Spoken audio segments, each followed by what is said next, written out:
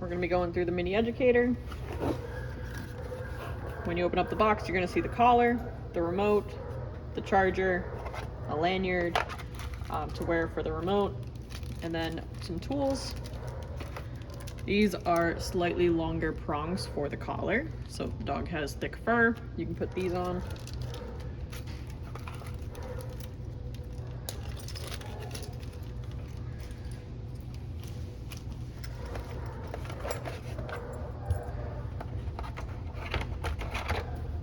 The circle is meant to crack off the side of the shell here. You can get different colors, replace the shell, anything you like, but that's what this tool is for.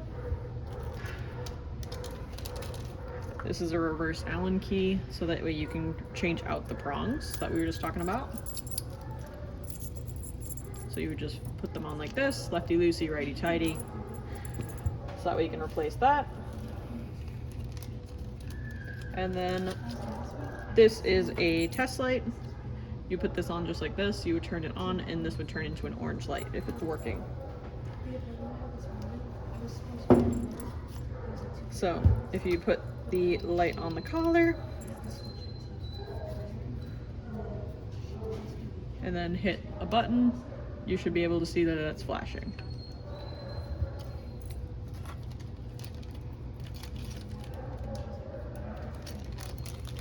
Underneath the tray entirely is a manual of everything that you need to know is in the manual. The way I like to put on the collar is I put the prongs here touching the skin. If it's not touching the skin, the collar will not work. I put 2 fingers underneath the buckle part, so where these little D-rings and the square ring right there is. And then you just pull this through so it's fitting your dog's neck. Go ahead and buckle it into place just like you would on a normal collar. And I just want to be able to fit 2 fingers underneath here. So with the collar, this little light here will passively blink green. This red dot is meant to be the on-off switch, which you need to use with the remote. This right here is a charging port.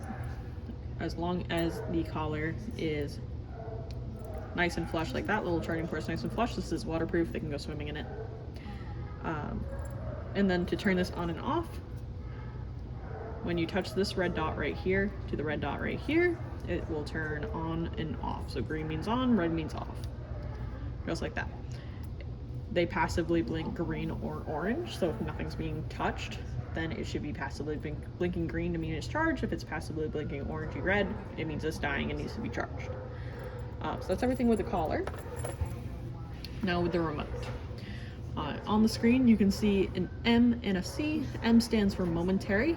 It means that no matter how long I hold down the button, it just goes boop, that's it. And then C stands for continuous, so as long as I'm holding down the button, both of the collar and the remote are on. There's an automatic shut off after 10 seconds, but that's how those two work. I don't like momentary, so I turn it off, and the way I do that is mode control on the back. So you hold it for about 5 seconds, it'll beep. Now it's gonna cycle through the different modes. So I do it twice, and now it's just in continuous the way I like to do it. Which means this will make the collar go off at the level on the screen. So it's gonna go off at a 60. And then if I were to hit the red button, that becomes a boost button, it'll make it go up a 5. This button here makes the collar vibrate. So that's that black T on this side. The dial on the top can allow you to cycle through the different levels. This collar goes from all the way to 0 all the way to 100. Typically dogs are somewhere between the 8 and a 12, typically. It varies from dog to dog, but that's typically what happens. This right here is just the antenna. Here is where you would put that lanyard if you want. I personally need to, I put a key ring on mine, so that way I can attach it with a carabiner to my pants. This L button on the back is an on-off switch, so if I hold it for about 5 seconds, it'll turn off. OF is off. ON is on. If I press it like a doorbell, it's going to turn this light on the collar on. And then if I press it, it just turns on, and if I press it one more time, it turns off. Here's the charging port on the remote. And then the dial on the top, once you figure out like what level the dog is, you can hold down the dial, and the whole thing will blink, and now it is locked. If we're wanting to unlock it, we just do that again, and now it's unlocked, and I can go back to switching around everything on the remote. So that 1D will be blinking when it's unlocked, and when it's locked, it'll be solid, and I can't move it. So everything else goes back in the box. And that's the e-collar.